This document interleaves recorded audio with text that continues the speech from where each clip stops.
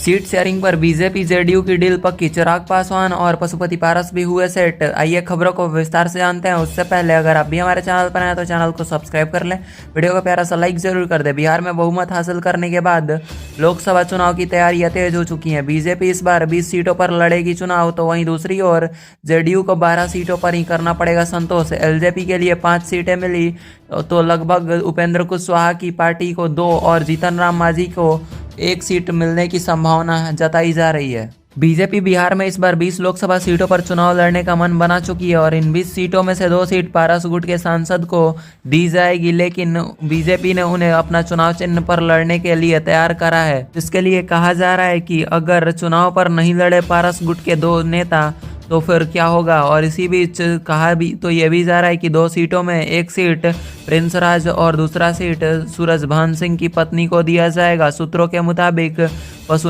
पशुपतिनाथ पारस को सरकार ने अलग तरीके से भूमिका दी है। आइए जानते हैं कि जेडीयू को 12 सीट मिली तो इस पर क्या है उनका रिएक्शन। पिछली बार की तरह इस बार बीजेपी और जेडीयू ने बराबर सीटों पर चुनाव लड़ने का मन बनाया था, लेकिन चुनाव लड़ा नहीं जा रहा है। बीजेपी के सूत्रों के मुताबिक बीजेपी इस बार लोकसभा चुनाव में जेडीयू को 12 सीटें दी है और इस फैसले को उन्होंने नकारा तो, लेकिन फिर बाद में मानना भी पड़ा। कहा तो ये भी जा रहा है कि जेडीयू भी 12 सीटों पर चुनाव लड़ने के लिए तैयार हो गई है। बिहार में नीतीश कुमार साल 2025 में विधानसभा चुनाव तक मुख्यमंत्री बने रहेंगे, लेकिन लोकसभा चुनाव में इस बार जेडीयू 12 सीटों पर समझौता नहीं करेगी। इस बार जो भी होगा वह देखेगा बीजेपी और जेडीयू साथ में। बीजेपी ने एक दूसरे के नेताओं के मुताबिक जेडीयू को दी जाने वाली 12 सीटों में कुछ सीटों पर बीजेपी के उम्मीदवार को लड़ाने की तैयारी की है, जिस पर बीजेपी ने जेडीयू के लिए तैयार नहीं होने की मन बनाई है। लेकिन जेडीयू और बीजेपी के बीच इसी मसले का पेंच फंसा है कि जिसे जल्द से जल्द सुलझाने की उम्मीद तो की जा रही है, लेकिन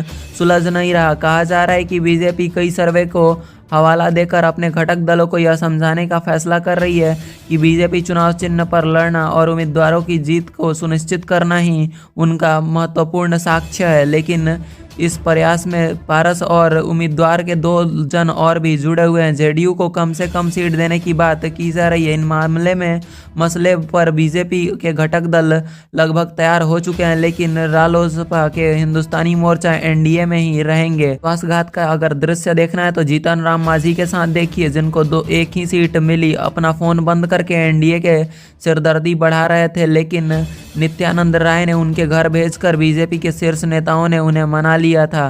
कहा जा रहा था कि जीतन राम मांझी नीतीश सरकार में 2 मंत्री पद को ही चाहत रखते हैं, जबकि उनकी इच्छा राज्यसभा में 1 सीट पाने की थी। लेकिन राज्यसभा में बीजेपी ने अपने कोटे से उम्मीदवार की घोषणा कर जीतन राम मांझी की मुश्किलें बढ़ा दी।